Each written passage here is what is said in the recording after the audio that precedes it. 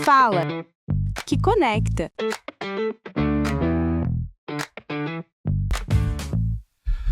Jonathan, bom dia.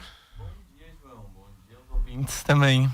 E aí, vamos por onde hoje para falar no nosso Fala que Conecta? Conectamos como?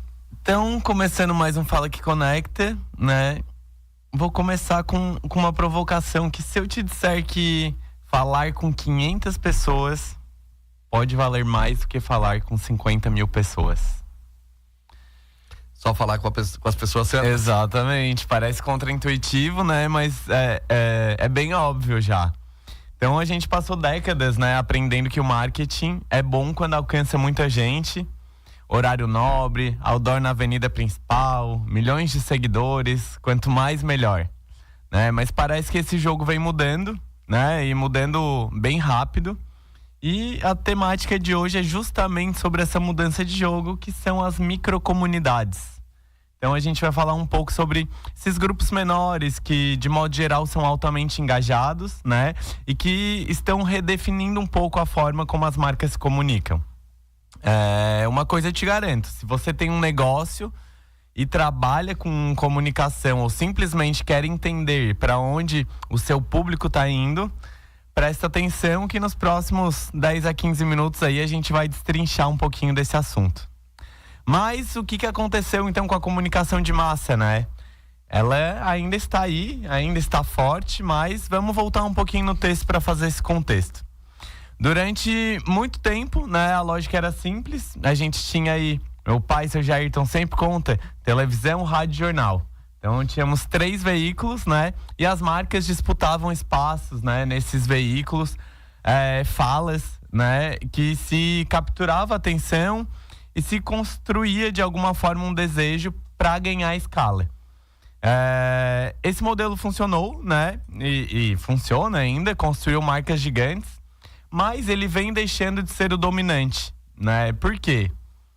Porque o mundo mudou, né? E a atenção se fragmentou, né? Hoje o consumo se descentralizou e cada um monta, né, o seu próprio cardápio de mídia, né? Tem gente que gosta de podcast, tem gente que se atualiza só por grupo de WhatsApp, tem fóruns de nicho específico, perfis nas redes sociais que falam sobre determinado assunto, é o portal de notícias, é a rádio.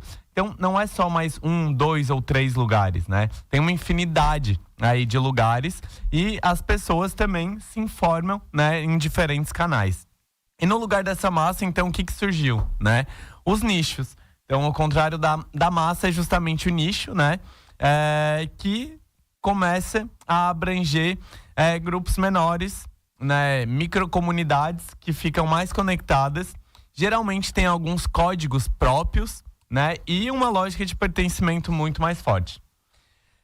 Trouxe aqui até uma fala, né, da Renata Vieira, que ela é VP de marketing da Mondelez Brasil, a famosa marca aí dos chocolates, da Lacta, Oreo, Bis, enfim, que recentemente ela escreveu um artigo no Meio Mensagem, né, que resume bem esse momento. Ela disse que os tempos em que as marcas precisavam apenas cair no gosto popular para se manter relevantes acabaram.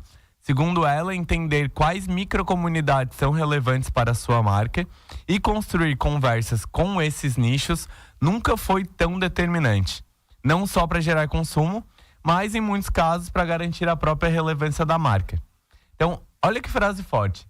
Não é mais sobre vender mais. É sobre continuar existindo na cabeça das pessoas.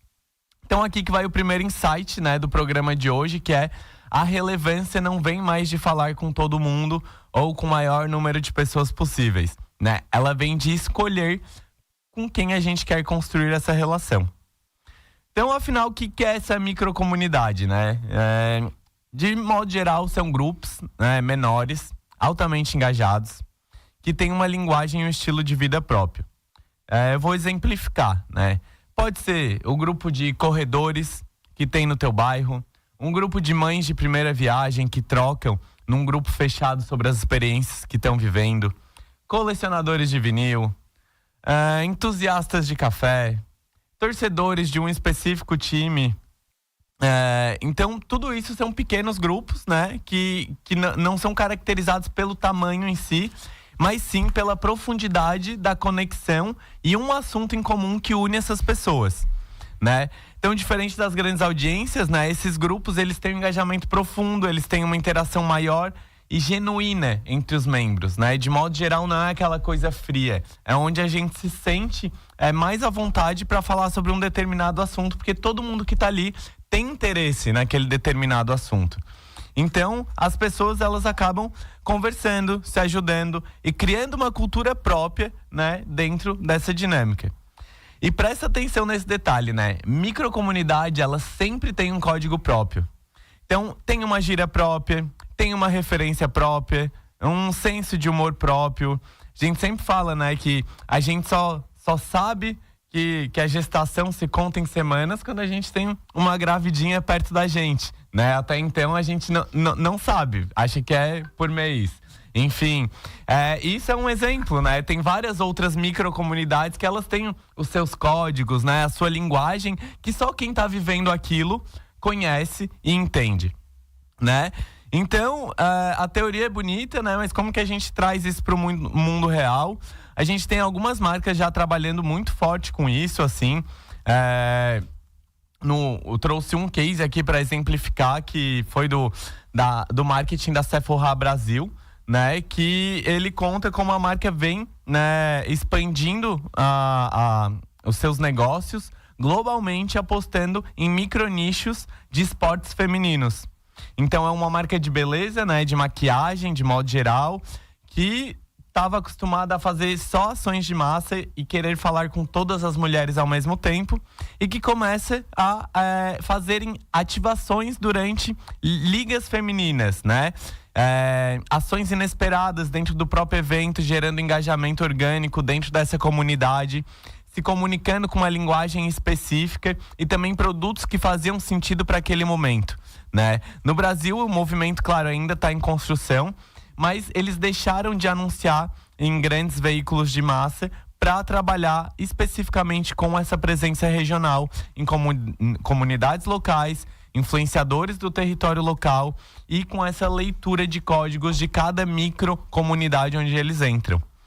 Isso mostra uma coisa muito importante, né? Que microcomunidade não é papo de marca pequena, né? As gigantes também estão correndo atrás dessa lógica, né? E a gente também traz isso para a dinâmica do marketing de influência.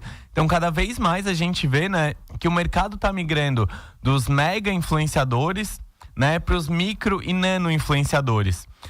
Gente com às vezes 2.000 ou até 10.000 seguidores, com taxas de engajamento e conversão às vezes muito melhores do que a pessoa que tu investe com 50, 100 mil seguidores, né? Por que isso acontece? Porque quando é um nicho menor, é nano, né? É micro, as pessoas confiam mais naquelas relações, né? Nas recomendações. Elas interagem de verdade, elas se sentem mais à vontade, né, a trazer uma opinião e se sente mais entusiasta daquele assunto, né? Justamente porque esse nível de confiança aproxima, né, a pessoa que tá ali, que não é tão grande, que não é tão distante, e faz com que quem tá perto engaje e interaja mais, né? Então tem uma matemática aí ao nosso favor, né? Que em vez de concentrar toda a verba num único nome super famoso e atirar para todos os lados para tentar que daí venha um público que se interesse por esse assunto, a gente começa então a trabalhar, por exemplo, com vários micro-influenciadores, nano-influenciadores, ampliando o alcance, mas dentro de nichos relevantes, né? Com espaço para a gente testar, errar barato, né? E ativar com mais frequência. Então, qual que é a lógica por trás disso, né? Basicamente, a gente traz então aqui 3 grandes razões. Primeiro é a confiança, né? Então, numa microcomunidade, a recomendação ela vem de alguém que a pessoa conhece, ou pelo menos sente que conhece, né? Que admira, que, enfim, reconhece como um par. Isso vale ouro, né? Num mundo extremamente saturado de propaganda. A gente ignora o anúncio, mas a gente sempre escuta o amigo, né? Então, é isso que essa sensação traz. A segundo contexto, né? Quando você fala com nicho, você fala a linguagem própria desse nicho, a gente tende, né, a ouvir essa mensagem sem interrupção. Não tem nada que soe estranho ali. Já tá numa linguagem natural. E, por último, então, né, é a multiplicação. A comunidade engajada, ela não só compra, né, ela defende, então, e recomenda essa criação de marca. Então, guardem essa, né, que é valor real e engajamento consistente não é campanha pontual, é relacionamento. Então, a gente está falando um pouco disso, né, e rapidamente, para a gente fechar, a aplicação prática disso. Então, assim, primeiro você precisa mapear essas microcomunidades, né, entender quais grupos já falam sobre os seus temas e onde eles estão. Entrar como um participante, não como um vendedor. Então, primeiro tu precisa se inserir de alguma forma legal ali dentro. Apostar, né, nesses micro-influenciadores e depois pensar em pertencimento, não em campanha. Então, a gente precisa, para atuar de uma maneira positiva, ter muita autenticidade. A autenticidade não se finge, a gente de fato precisa pertencer para conseguir atuar na micro-influência. Pena que eu não tenho mais nem 30 segundos, porque esse assunto veio bem demais no que eu queria tratar aqui no programa. A Mas gente pode continuar semana que vem. Semana que vem a gente continua, porque é um assunto que tem tudo a ver com a pergunta que se faz. A campanha eleitoral tá fria? A resposta está aí. Tem tudo a ver. O Jonathan acaba de responder isso pra mim. Eu tava até escrevendo no blog aqui a respeito. Valeu, obrigado, Jonathan. A gente vai conectar com isso semana que vem, então. Obrigado a todos. Se você gostou desse conteúdo, pode nos acompanhar no @SomosSDI ou @obarretojonathan. Obrigado e até semana que vem. Até semana que vem. Você ouviu Fala que Conecta, um papo sobre comunicação, marcas e negócios, de quem entende, para quem faz acontecer. Todas as quintas, às 9, seu encontro marcado, no programa João Paulo Messer, com Jonathan Manique Barreto, da agência SDI.